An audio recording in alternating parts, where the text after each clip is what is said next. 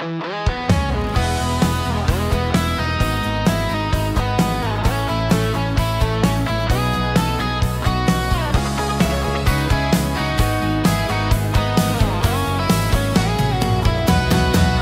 sa kamot sa Ginoo, ako luwas ug gisaligan.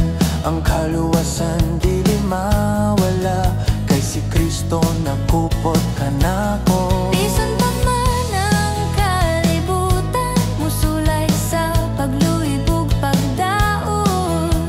Ang akong kalaglig-on diha sa gahom sa dugo ni Jesus.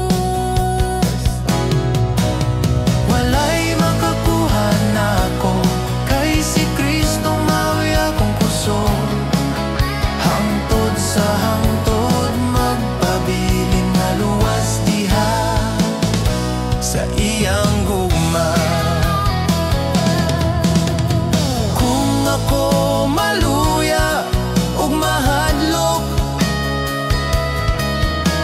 siya magapadayon sa pag-uban.